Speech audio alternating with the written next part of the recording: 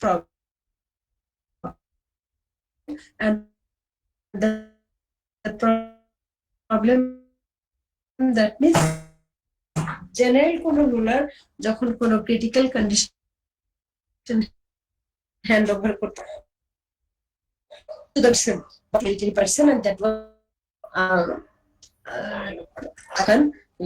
the chief army. He was Ayub Khan.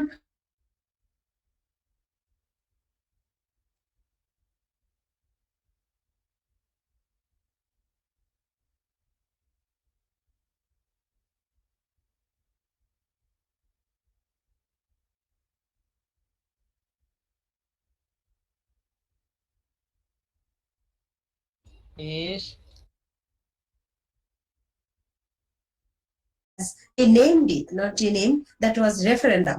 Referendum was kind of presidential election, যেটাকে বলে আস্থা vote. হ্যাঁ, এটার বাংলা রেফারেন্ডামে আস্থা ভোট মানে হচ্ছে আস্থা মানে বিশ্বাস করো ক্যান্ডিডেট একজনই, সেটা হলো Ayub Khan.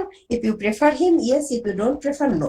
So following that policy, following that the recruitment of 40,000 basic Democrats, removing the political leaders from power, sending the government officers to the retirement, and all this policy where he applied, finally he arranged an election, and that election's name was referendum.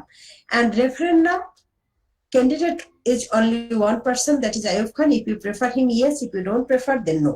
And following that policy, Ayub Khan became the first elected president following the referendum of 1960. When he became the president, obviously he lifted martial law because he wanted to do it. যে martial law remove করে সেই পাকিস্তানের president.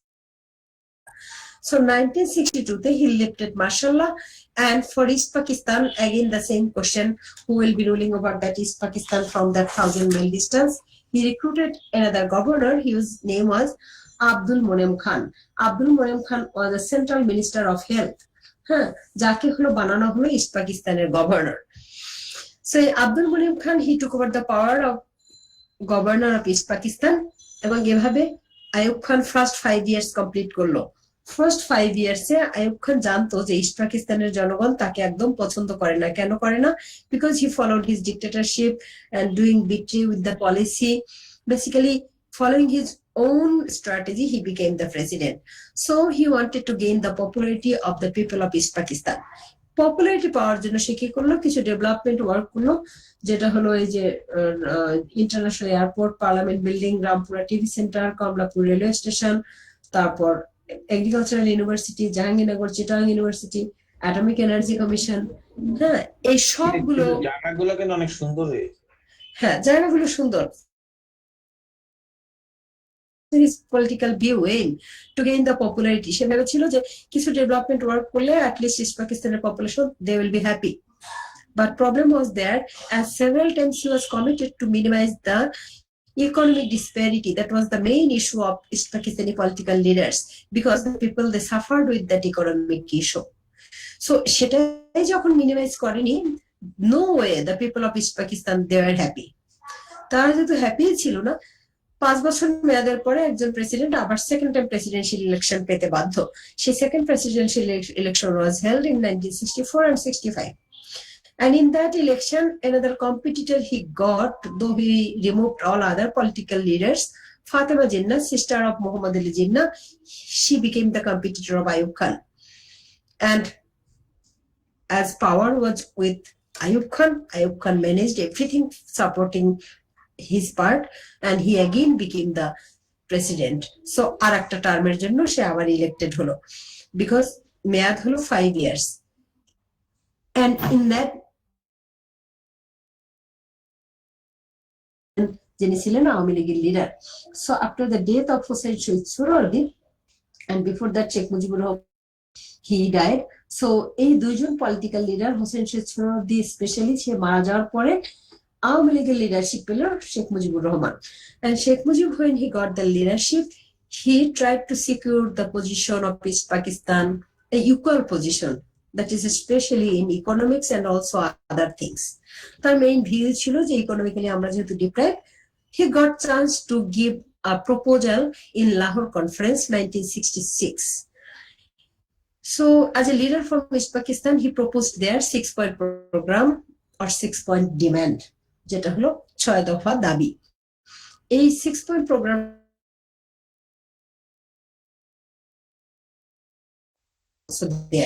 যেমন একটা proper government system, power distribution, currency সিস্টেমের proper distribution, then taxation, then revenue collection or foreign exchange, তারপর একটা separate military force. যেমন পাকিস্তানের সিকিউরিটির জন্য কোনো আলাদা মিলিশিয়া ফোর্স বা মিলিটারি ফোর্স ওরকম স্পেশাল কিছু ছিল না, যেটা ছিল সেটা খুব পুয়ার এবং উইক।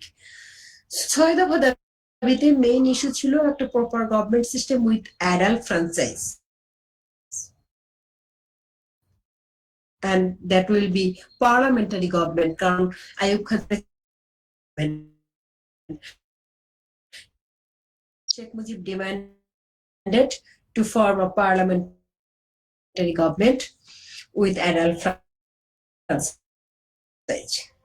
Second demand ছিল separation of power. And see, তোমরা এই হেডলাইন দিয়ে মনে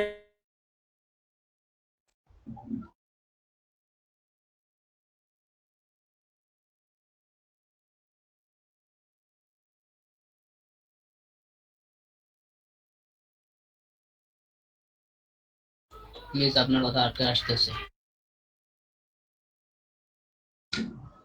মিস আপনি আবার ডিসকানেক্ট হয়ে যাবেন।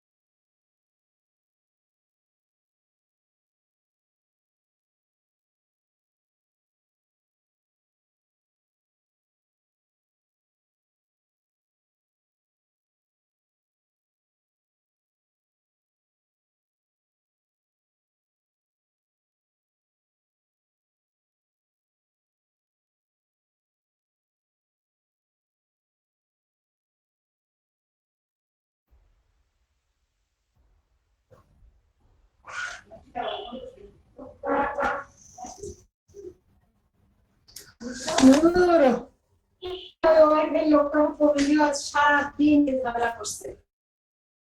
Good morning miss. Good night miss.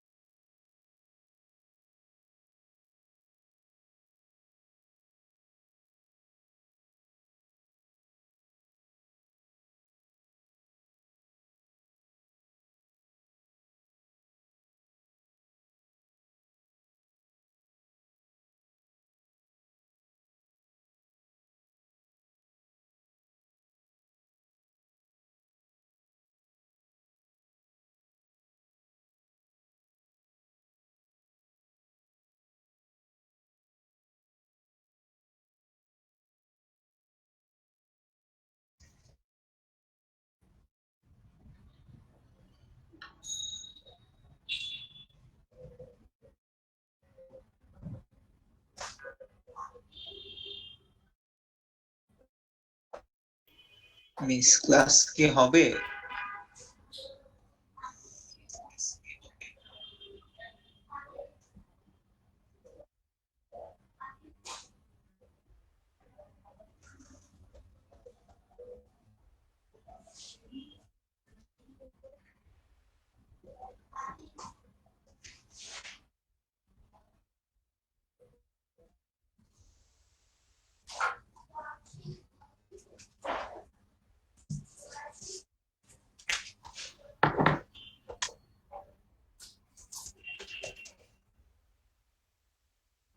তোমরা কি আমাকে শুনতে পাচ্ছ?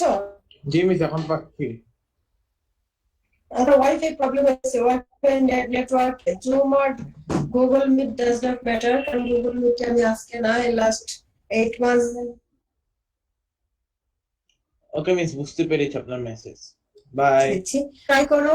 না না না, দাঁড়া যায় না, এবার একটু ট্রাই করো। এবার যদি নেটওয়ার্ক কাট অফ হয় মিস কাট আউট হয়েও গিয়েছে। মিস আটকে গেছে। আটকে যাচ্ছে, আটকে। আমি অলরেডি ইয়াকে ওয়াইফাই লোকটাকে ফোন করছি নেটওয়ার্ক ঠিক করে দেওয়ার জন্য। নেটওয়ার্কের ঝামেলা। এখন শোনা যাচ্ছে? জি মিস। শোনা যাচ্ছে এখন? মিস এখন হ্যালো, মানে মাঝে মাঝে কেটে যাচ্ছে। ঝামেলা হচ্ছে খুবই। আজকে দুপুর থেকে এই ঝামেলা হচ্ছে। অবশ্য নেটওয়ার্ক, আমার টিভির কানেকশন বারবার চলে গেছিল, আর একটা ক্লাস ওখানেও ঝামেলা হয়েছে। কিন্তু এখন দেখো, এখন যদি শোনা যায় তাহলে আরেকটু সময়, আমরা একটু সময় করি। আমি 69 পর্যন্ত কমপ্লিট করে দিতে দিচ্ছিলাম, এইটুকু শোনো। এখন শোনা যাচ্ছে?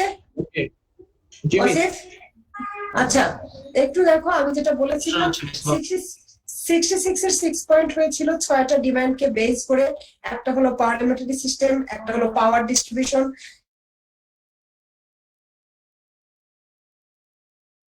আর একটা ফরেন এক্সচেঞ্জের ডিস্ট্রিবিউশন, আর একটা পাওয়ারের, মানে পাওয়ার বলতে মিলিটারি ফোর্সের। এই 6টা ডিমান্ডকে ফলো করে 6 দফা দাবি বা 6 point program. But main target ছিল ইকোনমিক রিলিফ। এরপর Sheikh মুজিবকে how he exploited us when he observed that Sheikh Mujib got his highest popularity comparing with other past Army League leaders. So Sheikh Mujib's popularity minimize করার জন্য তাকে always Sheikh Mujib took few decision or to discussion with Indira Gandhi, but that was not like that. He was selling East Pakistan to India. but he was accused that he was separating East Pakistan from Pakistan and he was joining East Pakistan with India. So Sheikh Mujib was taking decision, and if anyone take decision against state, যেটাকে বলে রাষ্ট্রদ্রোহী case, স্টেটের এগেইনস্টে তার নামে একটা case করা যেতে পারে। So Sheikh মুজিবকে এরকম একটা কেস কনস্পিরেসি কেসে ফেলে দেওয়া হলো, and he was imprisoned. That was Agartala conspiracy case, sorry. So Agartala conspiracy কেসে শেখ মুজিবকে ইমপ্রিজন করা হলো, আর ওই যে 6 দফা দাবি, then and there it was rejected in Lahore conference. Following these two issues, one was rejecting 6-point program, another one was imprisoning Sheikh Mujib in Agartala case. Then common people, especially the students of few organization, they started mass movement, যেটাকে বলে গণ। The students, they got the highest support of the Awami League leader, another Awami League leader, that was Maulana Bhashani. He supported the students, and with the support of Bhashani, basically Sheikh Mujib to তখন জেলে, students demanded organization that was SSE, Student Action Committee, and their demand was to releasing Sheikh Mujib from the jail and withdrawing the case, and also minimizing all other disparities. Ayub Khan দেখলো যে আন্দোলন অনেক বেশি হলো তীব্র, it got its super spirit, then he was bound to take 3 concessions, and before that he killed so many supporters like Asaduzzaman, Dr. Muhammad Shamsudjoha, and Johirul Haq, Sergeant Johirul Haq. He was another accused person of Agartala conspiracy case, and 6 students of Nabo Kumar Institute, and also other few students, they were killed in that clash by the West Pakistani clique. So when it was done, finally Ayub Khan couldn't stop the movement, and he was bound to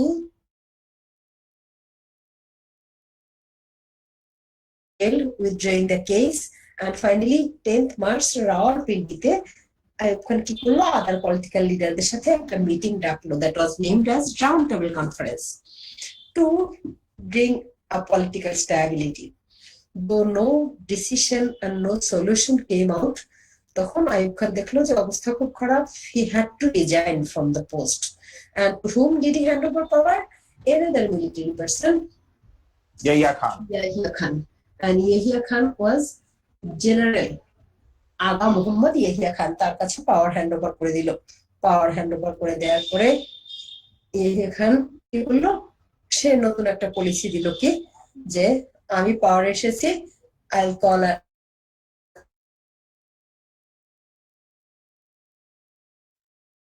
one man one vote, one man one vote, and Ayub Khan followed. শুনতে পাচ্ছ তোমরা? জি Yes, miss. Ayub Khan follow করলো one man one vote policy গুলো একটু মনে রাখতে হবে। One election was called, and that was held 1970 December and 71 January, both 2 months. Whereas it was supposed to be held October, due to severe flooding, it was not possible to be held. So যেটা হয়েছে, এই ইলেকশনে সে committed ছিল যে one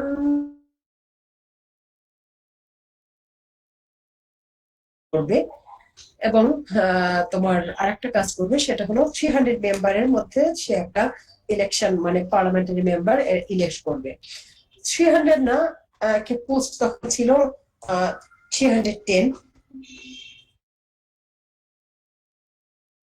Province অনুযায়ী কিছু post ভাগ করা ছিল, যেমন ইস্ট পাকিস্তানে 169, ওয়েস্ট পাকিস্তানে 138। হ্যাঁ, সো ইস্ট পাকিস্তানে 169 এর মধ্যে আওয়ামী লীগ ছিল 167, ওয়েস্ট পাকিস্তানে 138 এর মধ্যে আওয়ামী লীগ পেল, সরি আওয়ামী লীগ না, পিপিপি হলো পাকিস্তান জুলফিকার আলী ভুট্টোর পলিটিক্যাল পার্টির নাম ছিল পিপিপি।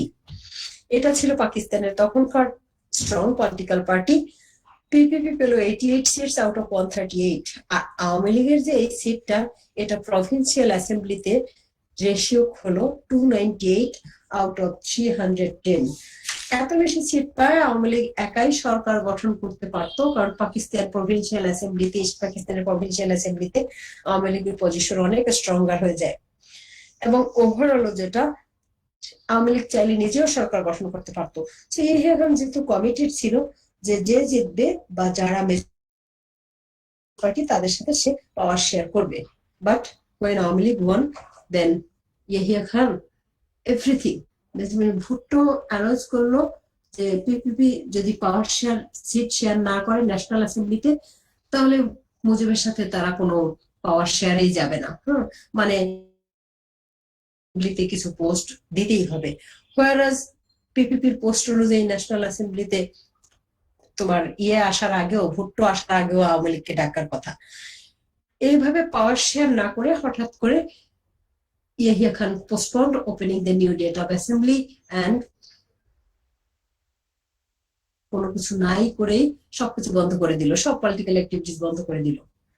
তখন Sheikh Mujib he called non-cooperation movement. Why he called? Basically when Yahya Khan betrayed with his commitment, তখন বললো ঠিক আছে ওরা আবারও betray করেছে কমিটমেন্টের সাথে, then we will not cooperate. এই গভর্নমেন্ট, সেটা হলো অফিস, ল কোর্ট, স্কুল, কলেজ, কোনো কিছুতেই তারা কোঅপারেট করবে না। এবং শেখ মুজিব ইস্ট পাকিস্তানকে নিজেরা রান করানোর জন্যই 35 রুলস ডিক্লেয়ার করলো। 7 মার্চে একটা ফেমাস স্পিচ দিল রেসকোর্স গ্রাউন্ডে, যে তাহলে এই নেগেটিভ পলিসির মধ্যে 4টাই পড়বে, কারণ রিলিজিয়াস পলিসিও নেগেটিভ ছিল না, ডেকানের পিপল ছিল শিয়া, তাদের উপরেও আওরঙ্গজেবের পজিটিভ রিফ্লেকশন ছিল না। People of Rajasthan, they were not happy with the policy of Aurangzeb because never they were concentrated.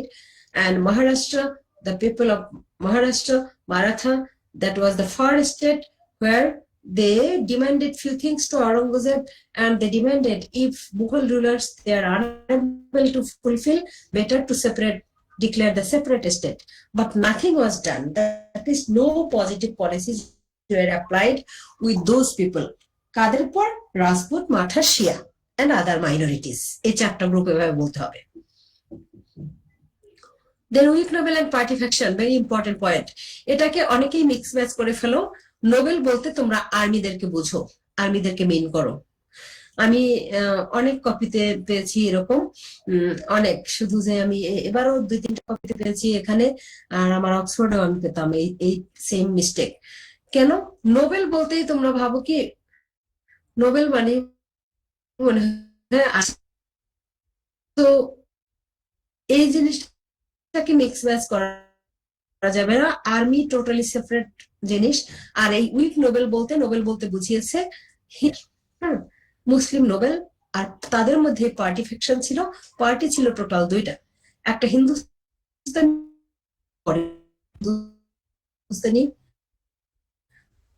আর যারা ফরেনদের মধ্যে 2টা গ্রুপ ছিল। কারা কারা? একটা ছিল তোমার কি যেন, হিন্দুস্তানের মধ্যে সুন্নি আর শিয়া। তাহলে ফরেনদের মধ্যে সুন্নি আর শিয়া, কারণ সুন্নি শিয়া 2টাই আউটসাইডার, 2টা গ্রুপই বাইরে থেকে আসছে, তারা ইন্ডিয়ান মুসলিম না। তারা হলো সুফিজদের স্প্রেড অফ ইসলামের পরে তারা এখানে এসেছে। সুন্নিরা সেন্ট্রাল এশিয়ার, শিয়ারা পার্সিয়ার। আর Hindustani noble Afghan origin noble, যারা অনেক আগে থেকেই দিল্লিতে বা ইন্ডিয়াতে ছিল। তো এই যে 2 groups of nobles, Hindustani and foreign, they had the conflict, power crisis, কারা ইন্ডিয়াটাকে রুল করবে। অবভিয়াসলি ইন্ডিয়ানরা আউটসাইডারদেরকে চাইতো, স্ট্রেংথ, তাদের স্ট্র্যাটেজি, এগুলোকে ফলো করে দে টুক দ্য প্লেস, তারা তাদের জায়গা করে নিয়েছে এখানে। So several times that quarrelsome এটা লেগেই থাকতো, and no last Mughal successor could solve the matter. এটা হলো উইক নোবেল। অ্যাডমিনিস্ট্রেটিভ উইকনেস এর মধ্যে কয়েকটা কি পয়েন্ট যাবে, যেমন taking bribe, poor law and order situation, then mansabdari system, that means officer recruitment, then forming band of robbers by peasants group like Jat peasant group ছিল, যারা অতিরিক্ত ল্যান্ড রেভিনিউ ট্যাক্স না দিতে পারার কারণে they were forced to pay but they were unable. Then what they did? They formed the band of robbers to pay that high crime করে টাকা জোগাড় করে হলেও তারা এভাবে ট্যাক্স দিতে বাধ্য হতো। তাহলে এই হাই ল্যান্ড রেভিনিউ ট্যাক্স কেন ধরা হয়েছিল কমন পিপলদের উপর? Because the Mughal rulers, they spent a lot for the architectural development like Agra Fort, Taj Mahal এগুলো বানানোর জন্য এত বেশি টাকা খরচ করেছে, to make up that expenditure তারা কমন পিপলের উপর অনেক বেশি ট্যাক্স ধরেছে। The rich people who were able, that was not a matter for that, but the poor, especially the farmers, they faced problem. তো তাদের এই হাই ল্যান্ড রেভিনিউ ট্যাক্সটা আলটিমেটলি সোসাইটিতে একটা ব্রেকডাউন নিয়ে এসেছে ল অ্যান্ড অর্ডার সিচুয়েশনে, যেটা টোটালি আউট অফ কন্ট্রোলে চলে যায়। এটাই ছিল administrative weakness, officer recruitment, taking bribe, high land revenue tax and crime, এগুলো। That means poor law and order situation, or the law and order situation deteriorated a lot. Then Mughal army, Mughal আর্মিদের ব্যাপারে তুমি এরকম কয়েকটা কি পয়েন্ট অ্যাড করে নিতে পারো। যেমন মুঘল আর্মিদের কি পয়েন্টের মধ্যে তোমার কি কি যাবে? তারা ছিল অনেকটা relax, they did not follow any rules and regulation, they are lazy, they took excessive wine, they didn't follow the disciplined life, they didn't have the updated weapons. এই সব কিছু না থাকার কারণে what happened, you know, outsider they took chance to invade few parts of India, especially Nader Shah plundered Delhi, the Persian invader. গেল এটা, এটাই হলো মুঘল আর্মির main. And as a result of that demoralised Mughal army, ওই নাদের শাহী ছেলে Ahmed Shah Abdali, he defeated Maratha, that far state, because of the absence of Mughal army, strong Mughal army. So third battle of Panipat হয়েছিল আহমেদ শাহ আবদালি আর মারাঠাদের মধ্যে, and Marathas were defeated. And the last number, arrival of British. Arrival of British থেকে অনেক ভাবে question আসতে পারে, কম্প্রিহেনসিভের point হিসেবে আসতে পারে, 5 মার্কস কোশ্চেন আসতে পারে। অ্যারাইভাল অফ ব্রিটিশে বেসিক্যালি সেই জাহাঙ্গীরের ট্রেড পারমিশন থেকে শুরু করে তোমার লাস্ট 1700 এ পর্যন্ত অনেকগুলো সিকোয়েন্স আসবে। প্রথম সিকোয়েন্সই হলো 1620 জাহাঙ্গীরের trade permission, 1688 blockading Bombay port and capturing few Mughal ship by British, 1690 signing treaty by British with Mughal, and Mughal got back their ship in exchange of 1.5 lakh rupees. 1698 যদি এই একটা মনে নাও থাকে বা যেগুলো স্পেসিফিক ইয়ার মনে থাকবে সেগুলো ইয়ার দিবে, ইয়ার মনে না থাকলে জাস্ট ইউ উইল অ্যাভয়েড। হ্যাঁ, তুমি অ্যাভয়েড করে জাস্ট ইভেন্ট গুলো বলে যাবে যে ওরা এখানে এসেছিল বিজনেস করতে, day by day they became politically and military powerful. এই জিনিসটাই তোমাকে বোঝাতে হবে, you will have to mean it. Arrival of British মানে তোমার হলো আমাদের বেঙ্গলি এবং ইন্ডিয়ান পিপলদের সিম্পলিসিটি, এখানকার অ্যাসেট, এখানকার ওয়েলথ, স্পাইস, তারপর সল্টপেটার, এই জিনিসগুলো তারা ইউজ করে তারা এখানে বিজনেস করতে এসে তারা আস্তে আস্তে নিজেদের জায়গা তৈরি করে নেয়। সেটা কিভাবে? অ্যাটলিস্ট ট্রেড পারমিশনের ইয়ারটা বলতেই হবে 1620, বাকিগুলো যারা রিকল করতে পারো ভালো, ফাইন, যারা না পারো জাস্ট রং ইয়ার না দিয়ে জাস্ট ইভেন্ট গুলো বলে যাও। যে প্রথম, তারপরে 3টা গ্রামের জমিদারি কিনে নেয়, তারপরে বোম্বে পোর্ট ক্যাপচার করে, ব্লক করে দেয়, and British Mughal ship capture করে, তারপর তোমার ওই সাইনিং ট্রিটি না বললেও চলবে, ফোর্ট উইলিয়াম এস্টাবলিশ করে। এবং ইন্ডিয়ার ইন্টারনাল পলিটিক্সে আস্তে আস্তে they took part. Is it clear?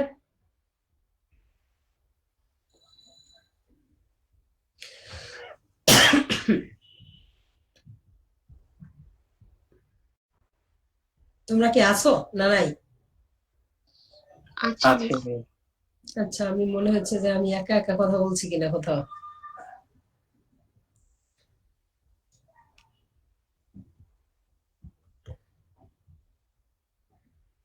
আচ্ছা, তো যেটা লাস্টে যেটা 3C পেয়েছি, কয়েকটা এখানে এত ডিটেলস, কয়েকজন লগ সম্পর্কে তোমাকে একটু বলতে হবে। সেটা হচ্ছে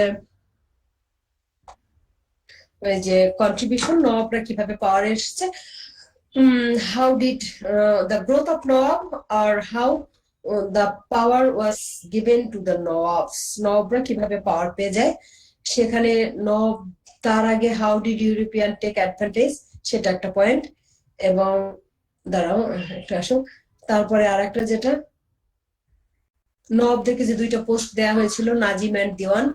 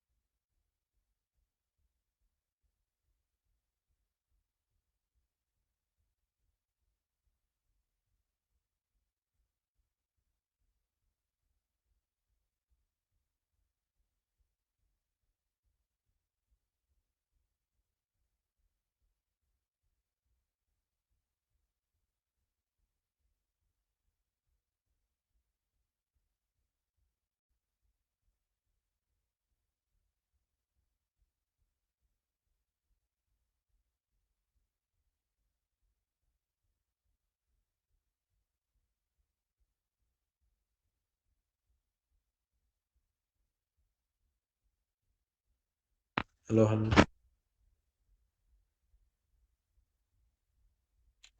হ্যালো রবি, তসলিমা মরে গেছে।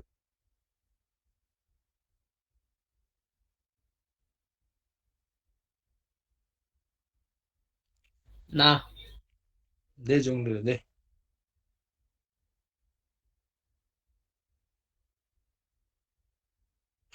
গ্রুপের থেকে মেসেজ দেয় কিন্তু ক্লাস করে না।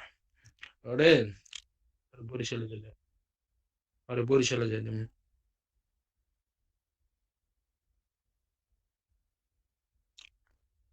রমিস অনেক ভালো জানোস, এই শীতের ভিতরে ক্লাসগুলো নিতেছে।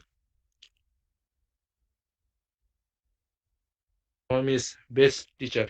রমিস তো এখনো মনে আসে নাই, জয়েন করেনি। A star না ফেরদৌস? হ্যাঁ এগুলা কি A শীত রে? star। এ স্টার।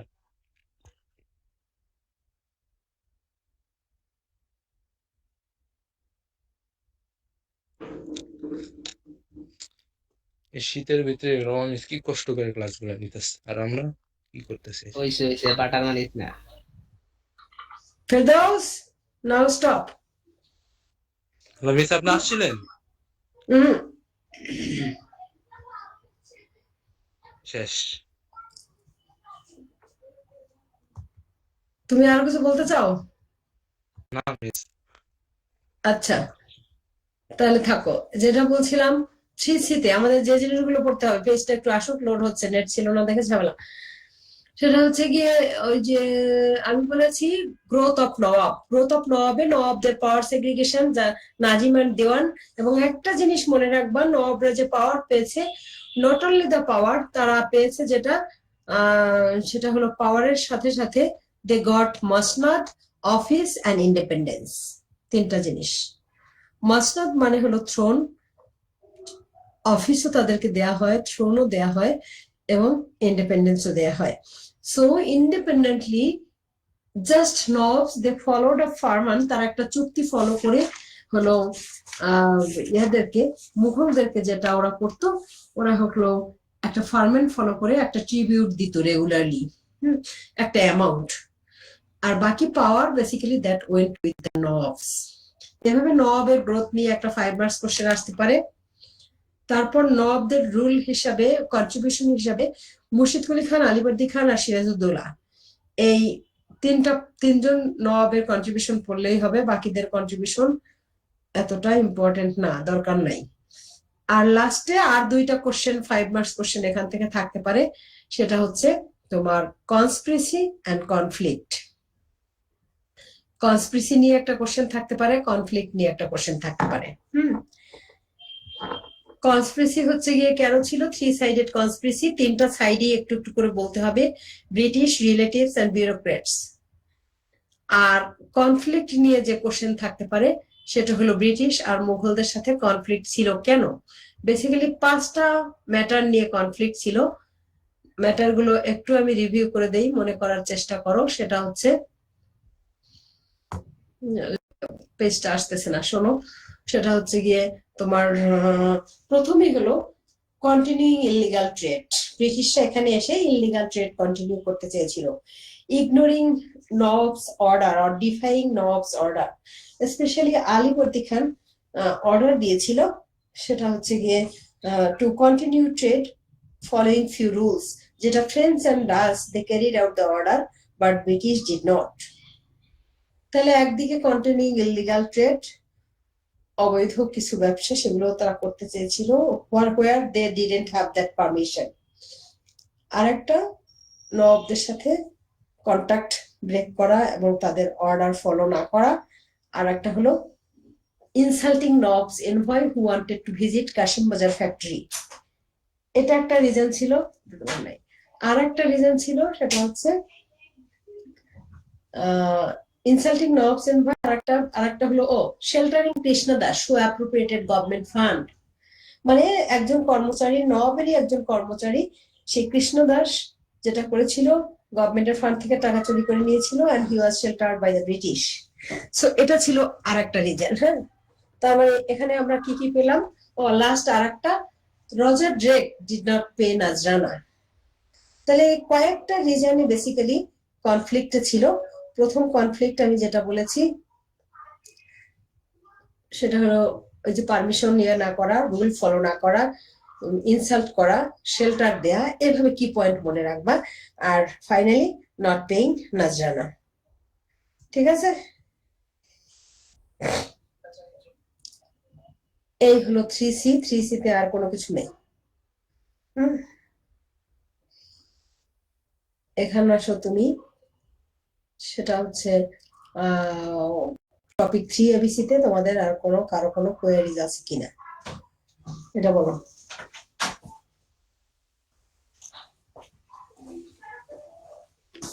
পড়তে হবে, আমি অনেক যদি পড়ায় দেই, তোমরা যদি কন্টিনিউ না করো, নিজেরা যদি না পড়ো, আর এখন প্রচুর সময় পাচ্ছ, এখন ক্লাস নাই, আবার ক্লাস শুরু হয়ে গেলে ঝামেলা। আর এখন সময় কমে যাচ্ছে আস্তে আস্তে, জানুয়ারি চলে আসতেছে, জানুয়ারি, ফেব্রুয়ারি, মার্চ, এপ্রিল, 4 মাস, সাবজেক্ট 7টা, 8টা, 9টা। So not enough time. Enough time যেহেতু না, এটাকে ইউজ করার জন্য, ইউটিলাইজ করার জন্য নিজেরা সেলফ স্টাডি না করলে, আমি হাজারো বুঝাই দিলে একটু পরে আবার ভুলে যাবা, এটা খুব স্বাভাবিক জিনিস। পড়াশোনা করো না, আমি যেগুলো ফলো করতে বলছি ফলো করো না। কে কে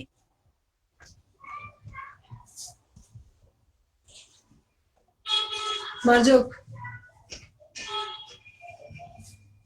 3 ABC তে আর কারো কোনো কথা আছে? নাই, আমরা পাকিস্তানে যেতে পারি। পাকিস্তান